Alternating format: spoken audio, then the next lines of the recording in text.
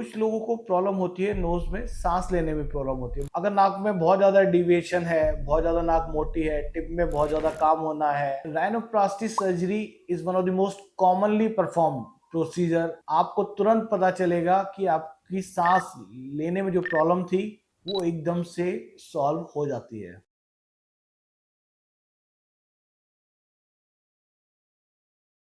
टेढ़ी नाक, know some या फिर मोटी नाक, इन सब का एक ही सॉल्यूशन है राइनोप्लास्टी, या जिसको हम नोज जॉब भी कहते हैं।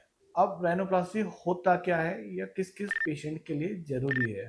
तो राइनोप्लास्टी में हम जो नोज की शेप है उसको चेंज करते हैं। नोज एक सेंट्रल पार्ट है आपके फेस का। जब कभी भी आप किसी से बात करते हैं तो सबसे पहली चीज जो ऑब्जर्व करते हैं उसकी नाक।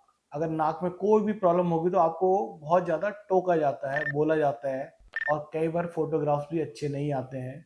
कुछ लोगों को प्रॉब्लम होती है नोज में, सांस लेने में प्रॉब्लम होती है, बहुत ज़्यादा स्नोरिंग करते हैं, या कभी किसी की चोट लगी है तो उसकी वजह से नाक टेढ़ी हो जाती है।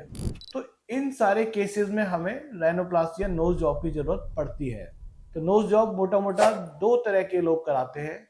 एक, जिनको कॉस्मेटिकली अपनी लुक एनहांस करनी है, या किसी की नोज में प्रॉब्लम है जैसे कि टेढ़ी है, हम्प है, या फिर स्नोरिंग की भी प्रॉब्लम है, या डिविएटेड नेजल सेप्टम जो कि बहुत ही कॉमन होता है। ऐसे लोगों को राइनोप्लास्टी रिकमेंड करी जाती है। ठीक है, rhinoplasty surgery is one of the most commonly perform procedure in plastic surgery. अब राइनोप्लास्टी सर्जरी होती कैसे है, इसको हम दो तरीके से करते हैं, या तो ओपन राइनोप्लास्टी या क्लोज राइनोप्लास्टी। अब इन दोनों में डिफरेंस क्या है। ओपन राइनोप्लास्टी में एक छोटा सा स्लिट नाक के नीचे, इंसिजन जिसको बोलते हैं, वो दिया जाता है। नाक में जो भी प्रॉब्लम होती है उसको करेक्ट करा जाता है, बाकी उस इंसिजन को फिर स्टिच कर देते हैं, जो कि over the period of time बिल्कुल भी नहीं दिखता है। दूसरी तरफ क्लोज राइनोप्लास्टी या स्कारलेस राइनोप्लास्टी उसे बोला जाता है। उस केस में हम इंसिजन नाक के बहुत अंदर लगाते हैं, जो कि कभी भी विजिबल होता ही नहीं है, और जो भी नोज की प्रॉब्लम होती है उनको करेक्ट करते हैं। अब क्वेश्चन ये आता है कि किसको क्लोज करानी है और किसको ओपन राइनोप्लास्टी करानी है। ये डिसीजन पेशेंट से बात करने के बाद, उसकी प्रॉब्लम कितनी सीवियर है और किस टेक्निक से सॉल्व हो सकती है, उससे वो डिसाइड हम करते हैं। अब क्लोज राइनोप्लास्टी, अगर आपकी नाक में बहुत मिनिमल टचअप है, मानो हम्प है, उसको करेक्ट करना है, या टिप की प्रॉब्लम है, तो उसके लिए प्रेफर करी जाता है क्लोज राइनोप्लास्टी।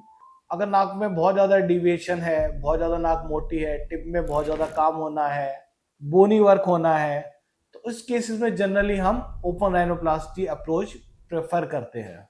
लेकिन जो स्कार होता है ओपन राइनोप्लास्टी का, वो भी बिल्कुल विजिबल नहीं होता है और धीरे धीरे फेड हो जाता है। किसी को पता भी नहीं चलता कि कोई राइनोप्लास्टी सर्जरी हुई है।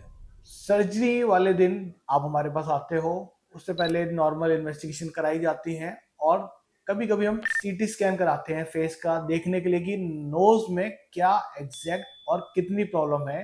हमारी अप्रोच हमेशा यही रहती है, एक बार में ही हम मैक्सिमम प्रॉब्लम पेशेंट के साथ डिस्कस करके सॉल्व कर दें। सर्जरी के बाद हम आपको नोज में पैक डालते हैं, जिसको नेजल पैक कहते हैं, और बाहर से एक स्प्लिंट लगाते हैं। उसका काम होता है नोज को प्रोटेक्शन देना, स्वेलिंग कम करने में हेल्प करता है, और शेप को भी मेंटेन रखता है। जो नोज में पैक डाला जाता है उसको जनरली हम 48 आवर्स के बाद निकाल देते हैं, लेकिन जो बाहर स्प्लिंट लगा हुआ है नोज के ऊपर, उसको 7 से 10 दिन तक हम रखते हैं।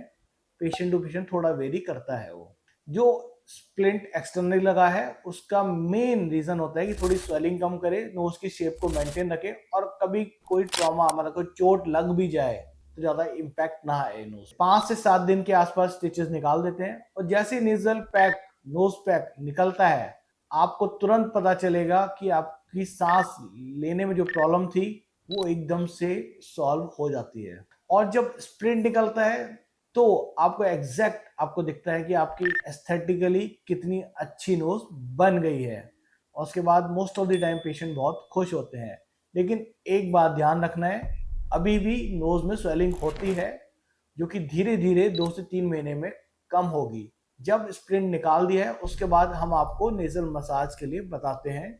उस मसाज टेक्निक से स्वेलिंग जल्दी कम होने लगती है। राइनोप्लास्टी के बाद लोगों की जो डिजायर्ड लुक होती है, हम उसकी तरफ बहुत हद तक बढ़ जाते हैं और मेजॉरिटी ऑफ पेशेंट्स को अपनी डिजायर्ड लुक अचीव हो जाती है, प्रोवाइडेड आपने सर्जरी एक क्वालिफाइड प्लास्टिक सर्जन से करवाई है और जिसको इस राइनोप्लास्टी में बहुत अच्छा एक्सपीरियंस है। अगर आप भी राइनोप्लास्टी सर्जरी के बारे में सोच रहे हैं तो इन नंबर पर कांटेक्ट कर सकते हैं।